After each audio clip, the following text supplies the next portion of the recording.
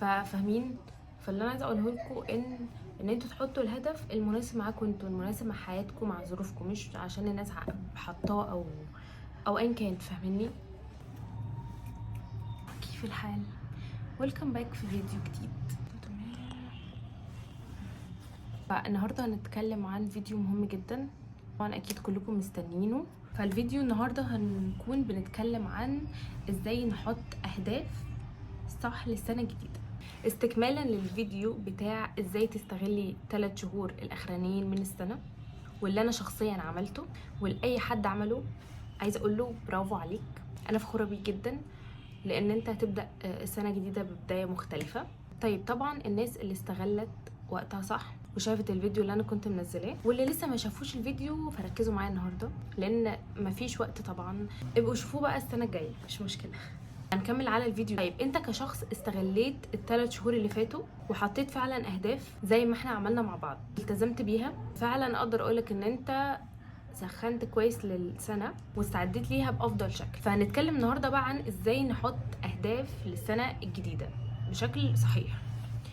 طيب انا عارفه ان احنا في بدايه كل سنه او كل شهر من السنه بنبقى متحمسين من اللي احنا بنشوفه من استعدادات للسنه والكريسماس والطاقه او الفايبس ديت، فبنروح على طول نشتري اجندات ونزينها ونكتب اهدافنا ونحط نوايا لوحدها. فرحه بجد، بس مع الفرحه ديت بيجي حماس، وحماس كبير قوي بيخلينا نحط اهداف مش واقعيه او اهداف اكبر من حجمنا او من القدره اللي احنا نقدر نحققها بيها، فبالتالي مش بنحقق اي حاجه وبنزعل زي كل سنه. فاقول لكم النهارده بقى ازاي تحطوا اهداف صحيحه تقدروا تحققوها فعلا اوريدي في السنه بتاعتكم، وتحسوا بتطور وتحسوا يعني بروجرس لحياتكم واهدافكم، وتشجعكم اكتر ان انتوا تكملوا على هذا النمط في خلال السنين اللي جايه. اول حاجه وهي اختار من 3 ل4 اهداف بس تحطهم وتشتغل عليهم في السنه. ايوه بس هما دول اللي انت هتحققهم. اولا انتوا عشان تبداوا صح لازم تعملوا كده، وبالتدريج تبداوا تحققوا اهدافكم وتقدروا تزودوا اكتر من هدف. تمام. تاني حاجه هنعملها وهي ان الهدف يكون صغنون صغنون قوي، صغنون قدر الامكان لدرجه ان انت تستهيفه وانت بتكتبه. صدقني انت بس متحمس الوقت بتاع ان الناس كلها بتكتب اهدافها، فانت بتبقى متحمس قوي، فممكن تكتب هدف كبير قوي عليك وانت فعلا تكون شايف ان هو سهل جدا انت تحققه. يعني ايه مثلا؟ صعب ان انا اقرا كل يوم صفحه، او اقرا كل يوم مثلا قصدي كل يوم صفحه من القران مثلا، او ان انا اقرا كل يوم ربع ساعه من كتاب. انت ممكن تشوف عادي، بس في اوقات بقى ان انت تحقق الهدف نفسها ممكن تكون انت في ايام مضغوط، ممكن تكون ايام انت مش فاضي فعلا تحقق الاهداف دي. انت تقرا الربع ساعه بتاعتك ما تكونش فاضي، ما تكونش قادر او مش مركز حتى. في ايام اكيد هيجي عليك وقت مش هتعرف تحفظ الصفحه من القران ديت، اوقات تانية هتكون متحمس وتحفظ اكتر من صفحه. فبالتالي المود بتاعنا على طول يعني في موجه كده ups and downs، فاكيد مش بيبقى ثابت، ومزاج يعني حماسنا وكل مشاعرنا اصلا مش بتبقى ثابته. فبالتالي ان انت تحط هدف بس يكون صغير قوي قوي قوي ان انت تستهيفه، زي مثلا ان انت تقرا 5 دقايق بس في اليوم، اللي هو 5 دقايق يعني مش هلحق اقرا حاجه. هقول لك لا تعرف تقرا، يعني هنقول مثلا صفحتين او 3 في ال5 دقايق دول، ممكن يبقوا صفحه، يعني على حسب الكتاب اللي انت بتقراه. ممكن يكون روايه اصلا، ممكن يكون كتاب بس سهل جدا. فعلى حسب اللي انت بتقراه، ال5 دقايق اللي انت شايفهم تافهين قوي دول هتكون فعلا على اخر السنه تكون خلصت الكتاب ده. وزي ما انا بقول لك على حسب الكتاب اللي انت بتقراه، ممكن تخلص كتابين او 3 كمان، مش شرط بقى تخلص طبعا 50 كتاب. وده طبعا خطأ شائع، الناس بتحطه ان هي تكتب هدف ان هي عايزه تقرا 50 كتاب في السنه او 20 كتاب في السنه. دي حاجه مستحيله. اولا اللي بيعملها ممكن يكونوا القراء المحترفين، لكن انت كقارئ مبتدئ مثلا، انت عايز لسه تجرب القراءه تشوف هتعجبك ولا لا، او ان انت تكون حتى متوسط. ممكن اوقات يجي عليك انت انا مش عايز اقرا هذا الكم من الكتب، يعني مش شرط اقرا من كتاب، ما انا ممكن اكون بقرا مقالات على الانترنت، ممكن اكون في الوقت ده بقرا قرآن مثلا، او بقرا حاجات تانية، مش شرط كتاب علمي او كتاب، او ممكن اكون بذاكر فانا بالتالي انا بقرا برضو، يعني اسمي قرات او خدت معلومات. ممكن اكون بشوف فيديوز. فمش هي الفكره، يعني مش الفكره في القراءه نفسها، يعني احنا بنقرا اصلا، كل واحد بيقرا على حسب احتياجه. ممكن واحد يكون بيقرا على حسب انه عايز يكتسب معلومات، ف يعني ده نوع مثلا او هدف من اللي انا بقوله لكم. فبالتالي لو انت عايز تكتسب معلومات مش شرط تكتسبها من القراءه، ممكن حاجات تانية. فبالتالي هدف ان انت تحط 20 كتاب في السنه ده او 50 كتاب، يعني دي حاجه اصلا مش مناسبه معاك عامه. بلاش نعمل نفسنا سبايدر مانز ونحط اهداف اكبر من حجمنا وفي الاخر نلبس وما نقدرش نحقق اي حاجه ونحبط ونمشي في اللوب بتاعه المشاعر السلبيه ديت. تالت حاجه عايزاك تشوف وضعك الحالي ايه من الهدف اللي انت تحطه ده. يعني مثال زي مثلا الجيم. انت دلوقتي عايز تلتزم وتروح جيم السنه اللي جايه. اوكي، هل مثلا انت مبتدئ، يعني عمرك ما رحت جيم، ولا هل انت بتروح وبتقطع، ولا هل انت محترف بس مثلا حصل لك ظرف فبالتالي وقفت، بس مثلا بتتمرن في البيت، يعني بس تعمل رياضة عامة لحد ما تبقى تنزل. فانت شوف وضعك ايه منهم. مش مرتاحة فانت شوف وضعك ايه. لو انت مثلا مبتدئ، او هنقول انت اول مرة تنزل جيم، فبالتالي اول شهر او شهرين دول انت محتاج، انت طبعا متحطش امال ولا توقعات عالية جدا، ولا تقارن نفسك بحد تماما في الوقت ده، علشان انت تكون لسه بادئ ان انت تروح الجيم. انت عمرك ما رحت جيم ولا نزلته قبل كده، فبالتالي انت محتاج اول شهر شهرين، او هنقول اول شهر، تستكشف المكان، تستكشف الكوتشز بيتعاملوا ازاي، تستكشف التمارين اللي انت بتعملها، وتبدا يعني تستوعب بقى ايه العدات اللي انت بتعملها، المجموعات، الحاجات ديت. تبدا تظبط مثلا، يعني ايه، تعمل شوبينج مثلا، تجيب لبس الجيم حلو، حاجه تحفزك. تبدا تظبط اكلك مثلا، او انت يعني فاهم، واحده واحده تبدا تدور على الصحه، او على انت تكون بتلم معلومات صحيه. فاهميني؟ يعني مثلا انت هو لسه بادئ في الجيم او في الصحه عامه، في المجال كده ده الفتنس او الهيلث. فبالتالي لازم ايه، بتلم شويه معلومات تفهم طب ازاي العضله دي بتشتغل، الحاجات دي بتتعمل. مش شرط، مش هتعمل كده ككوتش طبعا، او كان انت توصل لمعلومات الكوتش، بس انا قصدي اللي هو ايه، زي تعلم ذات كده عن نفسك انت وعن جسمك، تعرف بيشتغل ازاي، طب بتعمل ازاي. الحاجات ديت للمبتدئين، تكنيك الحركات، مش عارفه ايه الحاجات دي. تاني حاجه بقى، لو انت مثلا مستواك متوسط، هتكون اوريدي عارف مثلا الجيم اللي انت بتروح وعندك اللبس اصلا، فتبدا بقى تنزل، تبدا ايه، تستعيد كده صحتك واحده واحده. فبالتالي مثلا لو انت بادئ معايا من يعني استغليت ال3 شهور اللي فاتوا دول، كنت قايله منهم لو انت حاطط هدف يعني الجيم بتاعك في شهر، انت تلزم الجيم في شهر منهم ال3 شهور. فبالتالي هتكون انت سخنت في ال3 شهور دول. انت كمبتدئ ممكن تكون خلاص انت بقيت متوسط، انت ابتديت في ال3 شهور اللي فاتوا. فلما تيجي تبدا بقى النيو يير هتكون خلاص انت اسمك متوسط شويه. انا يا جماعه بس عشان ما تفهمونيش غلط، مش بتكلم على الاداء خالص بتاع الجيم والحاجات دي، انا بتكلم عن واحد حاطط هدف انه عايز يروح جيم. عشان بس ما حدش يدخل يقول لي يعني في 3 شهور هيبقى يتحول من beginner ل intermediate. فانت كده تكون ايه، وضعك الحالي ان هو ايه، انت متوسط. فبالتالي تبدا بقى تكون فهمت شويه، لا حفظت التمارين، بقيت خلاص بتلعب لوحدك، مش محتاج كوتش معاك. ففهمني انت، حدد وضعك الحالي ايه. فاهم؟ انت اصلا لو محترف ومتعود تقرا كل يوم، فمستحيل تحط هدف زي القراءه ده. يعني انت واحد خلاص كونت عادة ان انت بتقرا كل يوم، فليه تحط هدف زي اللي هو انا عايزه اقرا 50 كتاب اسمه ايه، في السنه مثلا، او في الحاجات ديت. انت ممكن تحطه، بس مش ان هو انت تتحدى نفسك. يعني انت واحد مثلا اللي هو انت كل يوم بتقرا، انا بحب القراءه جدا باستمرار زي مثلا، فانا مش محتاجه احط هدف ان انا عايزه اقرا الكتب الفلانيه في السنه ديت، ومحتاجه اخلص، وان انا اللي هو في سباق. انا هسابق ليه؟ يعني انا هسابق نفسي ليه؟ انا خلاص وصلت، انا بحب القراءه.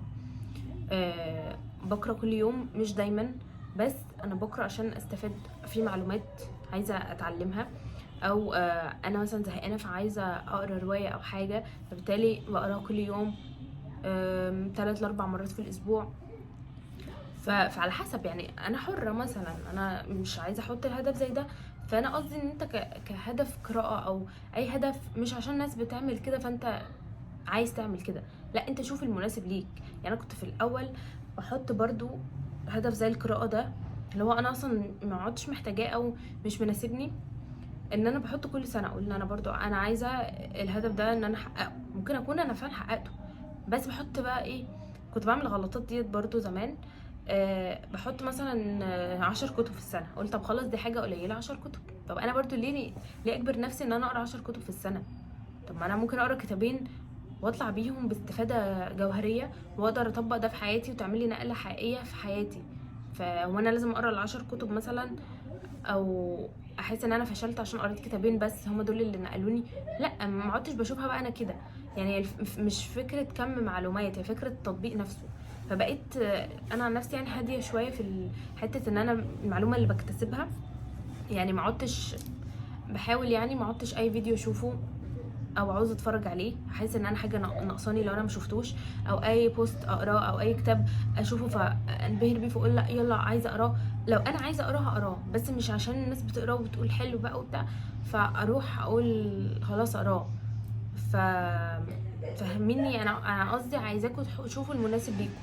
على فكره انا ما بعملش كده على طول، انا اكيد بغلط كتير برضو، او احيانا بغلط وبتشتت وبدخل في حته اللي هو الحاجه دي مش مناسبه ليا، بس انا بعملها عشان الناس بتعملها، او مش واخده بالي، مش مدركه الحته دي. بس ان انت تدركها كل فتره بتخليك تستوعب اللي هو انا عارف ان انا بعمل الحاجه دي عشان الناس بتعملها، بس هي مش مناسبه معايا، فانا احاول اشفتت واغيرها، واحاول ما اعملهاش، بس انا عارف ان انا بعملها. يعني المعرفة أو إدراك الحاجة الغلط أنت بتعملها 50% من العلاج أو من حل أي مشكلة أنت بتعاني منها. فهمني، أي حاجة في الدنيا إن أنت تدرك بس الحاجة اللي عندك، سواء كانت مشاعر سلبية، أفكار، علاقة أنت فيها مثلا توكسيك فأنت محتاج تدرك إن أنت أصلا في حاجة زي دي. أي حاجة 50% من العلاج أو من حلها هو إن أنت تدركها. فاهميني؟ فحته الادراك دي نفسها حاجه مهمه قوي. فحتى لو انت مأجل تحقيق، انت مأجل تحقيق ان انت تعالج المشكله دي، او ان انت عارف الغلط وان انت عايز تصلحه، دي برضو مش معناها حاجه وحشه. ممكن تكون دي مش من اولوياتك دلوقتي ان انت تغيرها او ان انت تصلحها، ممكن انت مأجلها لان في حاجه تانية اهم انت بتصلحها، اوكي هتدخل على المرحله التانية ان انت تصلح الحاجه دي، او ممكن مأجلها فتره. فده عادي جدا، يعني دي انا معلومه برضو عرفتها ما علينا. يعني المهم ده عادي جدا. بس انا دخلت في موضوع تاني، بس هو مفيد قوي اللي انا بقوله لكم يعني بصراحه.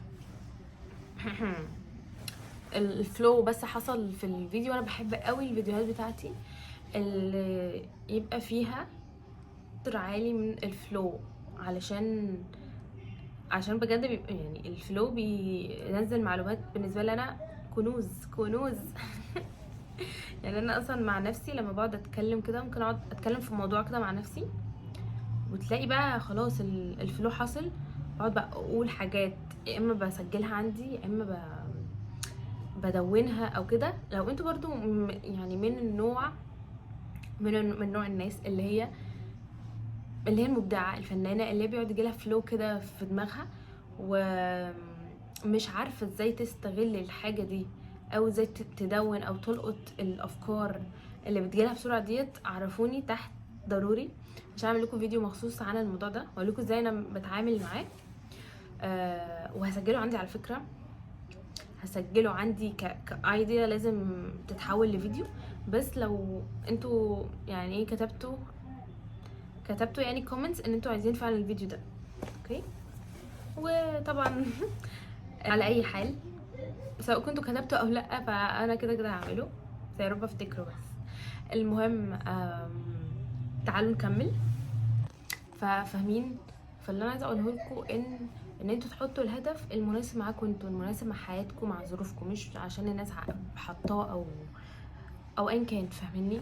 تقسموا الهدف زي ما احنا عملنا في الفيديو اللي هو بتاع ازاي تستغل ال3 شهور الاخرانيين. عايزاكم تقسموا الهدف على شهور السنه. طبعا مش عايزه اعيد الكلام اللي انا قلته في الفيديو المره اللي فاتت، بس هقوله لكم كده في ملخص سريع عشان بس تبقوا عارفين. يعني لو هتجمعوا المعلومات بتاع الفيديو ده على طول. بصوا، انا الفيديو اللي فات قلت ان احنا مثلا في ال3 شهور اللي هم اللي فاضلين دول احنا عايزين نحط اهداف، فقلت ان هي تكون واقعيه وتكون صغيره وان هي سهله ان هي تتحقق. في يعني ايه سهله ان هي تتحقق. المهم قلت بقى ازاي تقسمه على 3 شهور، ان انت كل شهر تختار هدف واحد بس ان انت تعمله. يعني مثلا هدف زي الجيم مثلا، اختار ان انا مثلا اول شهر لو شهر مثلا واحد انا عايزه التزم ان انا اروح الجيم. فانا قلت طبعا انت تختار تحدد تمام، انا شهر واحد ده التزام ايه؟ الجيم بس، مش هعمل معاه اي هدف تاني، هو بس التزام جيم، مع ان انا امشي في حياتي زي ما انا بمشي عادي، يعني مش هحط اهداف تاني. شهر 2 هيبقى في ايه؟ مثلا عدة التدوين. تمام، مش هنسيب بقى التزام الجيم بتاع شهر واحد، لا احنا هناخده معانا لشهر 2. هنكون خلاص التزمنا بالجيم شوية، مع عدة التدوين هنحطها. تالت شهر هيبقى معانا عدة الجيم مع عدة التدوين مع الهدف التالت اللي احنا هنحطه، وهكذا بقى. هتكون مثلا انت ايه، ممكن تلاقيك زودت اهداف، بس الفكرة ان انا عايزاك تلتزم بالعادات. يعني انت تكون اخدت التزمت بعادة الجيم، التزمت بعادة التدوين، وعادة قلنا ايه، القراءة تقريبا، او العادة اللي انت هتحطها ايا كانت. وان انت ايه هتكمل مثلا ايه شهرين كمان، فيبقوا مثلا كده 5. فانت شوف لو انت خلاص دول كفايه عليك كمل، لو انت حاسس ان لا عايز في حاجه كمان انا محتاجه اخدها او حطها هدف تاني، خلاص حط الهدف الرابع وكمل على هذا. يعني المهم انت تلتزم بالحاجات اللي انت حطيتها، مش ان انت حطيت 3 اهداف التزمت بيهم من شهرين 3 وبعدين عايز تحط اهداف جديده. لا، احنا بنحط على السنه عشان عايزين نخلص وعايزين نحقق اهدافنا، مش عايزين بس اسمنا التزمنا بالعاده ديت شهرين 3 وخلاص. لا احنا او اسمنا بقى اللي هو حققنا الهدف في اول السنه فيلا ندخل على اهداف تانية. لا، احنا عايزين نلتزم بالعادات فعلا ونكمل معانا السنين. فان احنا زي ما انا قلت لكم هناخد ال4 اهداف دول، هنكون يعني على قرابه ال5 شهور ل6 شهور نكون حققناهم. والمفروض ال6 شهور التانيين هنثبت بقى، يعني خلاص هيبقوا اساسي ان احنا خلاص ملتزمين بال4 اهداف دول. يعني مش عايزاكم برضو تزودوا، يا ريت يكونوا 4 اهداف تكونوا ملتزمين بيهم لاخر السنه، وتتابعوا نفسكم باستمرار، علشان انا عارفه ان احنا بننسى. كنت قلت برضو في الفيديو اللي فات ان انتوا لازم تتابعوا باستمرار، تراجعوا انتوا عملتوا ايه كل شهر، انتوا فعلا التزمتوا بالجيم ولا لا، انتوا فعلا التزمتوا بالتدوين ولا لا، وهكذا. وطبعا برضو في الفيديو كنت قايله ادوات كده معينه ان هي تساعدكم في المتابعه اكتر. يعني يا ريت تروحوا تشوفوه كده بسرعه، تشوفوا بس الفيديو بتاع الادوات، مش هياخد منكم وقت يعني، عشان مش عايزه اعيده بس تاني في الفيديو. وبس كده، يعني ده كان فيديو النهارده، وان شاء الله تكون سنه سعيده علينا كلنا. انا متفائله وحاسه ببدايه مختلفه، فاتمنى بجد ان احنا نحقق كلنا اهدافنا، وان احنا ننعم بحياه سعيده مليانه فيها يسر ووفره وسهوله. وما تنسوش بجد ان انتوا تطبقوا الحاجات اللي انا قلتها لكم دي. لو انتوا عندكم افكار تانية في ازاي نحط اهداف صح للسنه الجديده، يا ريت تكتبوها لي في الكومنتس تحت، عشان انا استفاد منكم برضو زي ما انتوا بتستفادوا مني. وبس كده، احنا فينيتو لا فيديو، خلصنا. بس انا تعبت بقالي كتير قاعده، نص ساعه قاعده بتكلم، تعبت. ما تنسوش تتابعوني طبعا على انستجرام، الجمل الشهيره اللي بقولها. ما تنسوش تتابعوني على انستجرام عشان نكون فريندز سوا، وما تنسوش تعملوا لي سبسكرايب للقناه هنا، وعشان نكبرها سوا ونكون عيله بجد مليانه ود واحترام وحب. ف